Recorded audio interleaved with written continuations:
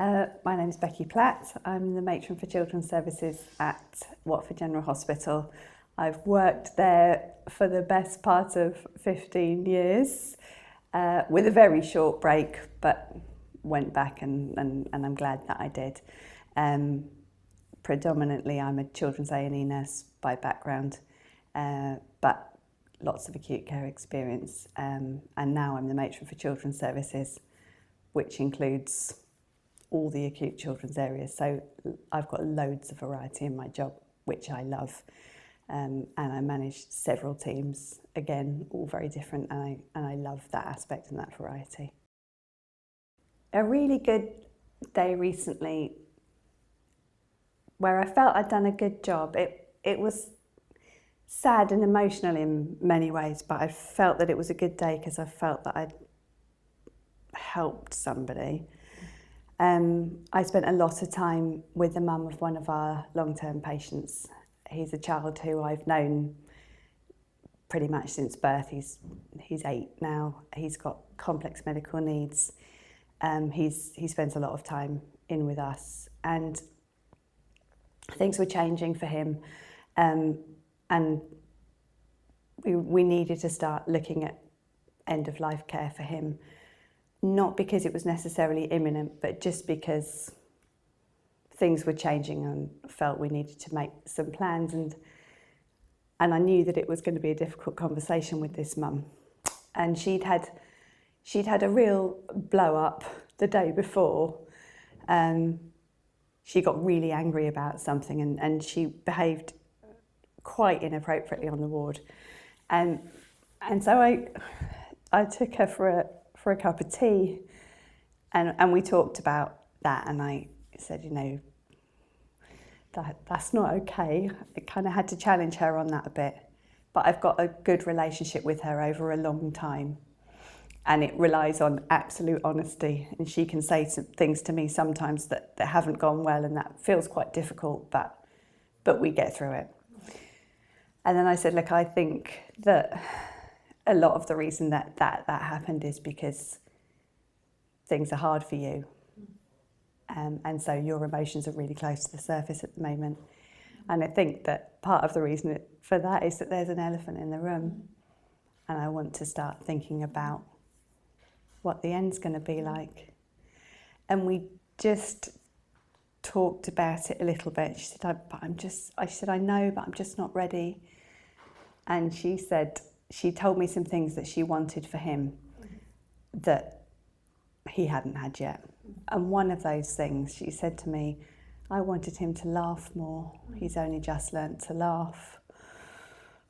And I thought, God, you know, of all the hopes and dreams that I have for my children, and this doesn't even come close, and this is what she wants. I know that I'm not at my best when I'm being asked to do things that I can't see make a difference. I don't mind doing the things that I have to do if there's a point to it.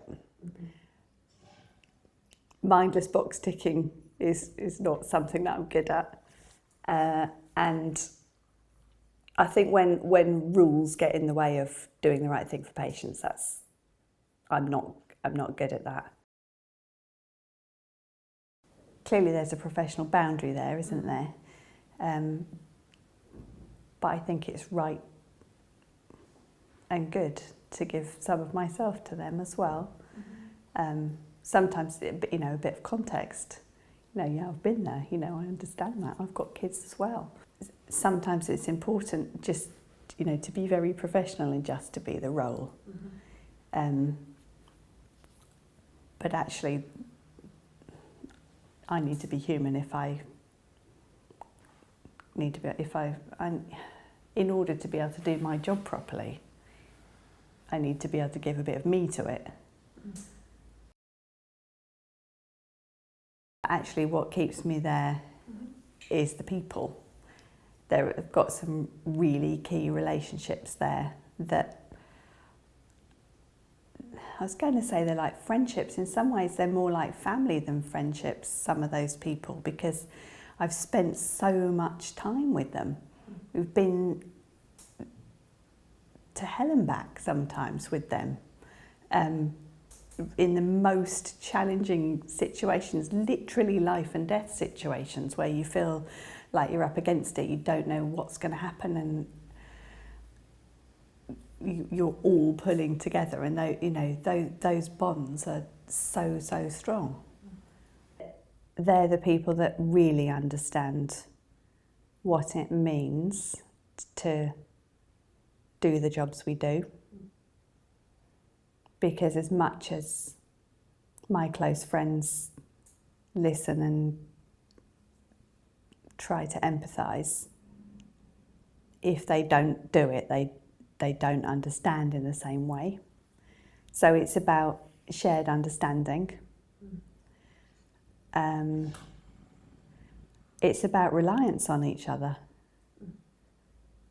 That those people have absolutely got my back, and they've got the other way around.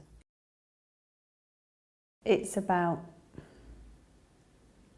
recognising that there's a person in every patient, and they've all got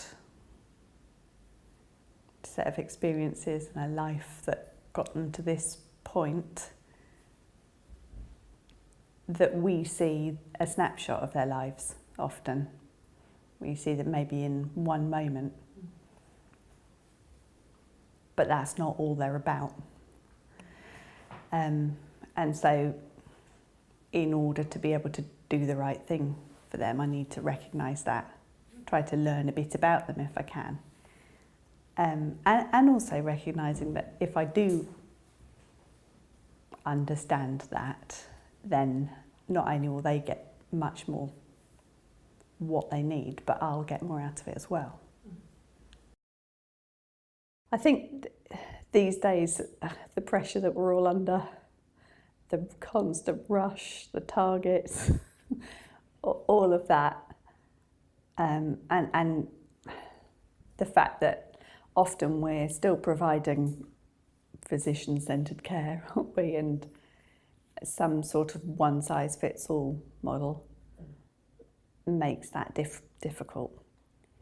But actually, I think the flip side of that is there are small things that you can do all throughout the day, every day, that don't cost anything, either financially or in terms of time, that still make a difference. And those things are a kind word, a smile, some sort of passing comment, something that says, I'm not just here to do a task. I'd like everyone to consider what's the right thing. If I could ask my patient what would make sense in this situation and what they would consider to be the right thing, then just do it. Not to consider what's the policy about this, what's the procedure, what's the rule, I don't think we're allowed to do that. All of those kind of things. Just absolutely stop that and think about what's the right thing, do it. Rules and regulations that don't even exist. Yep.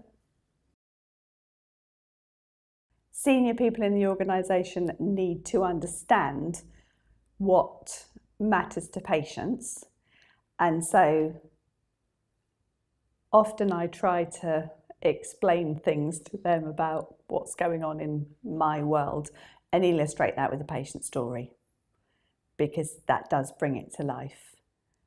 So I think in order for them to lead from the top and to inspire people to do the right thing, they do need to understand. But they also need to do their job well in order to enable me to do mine.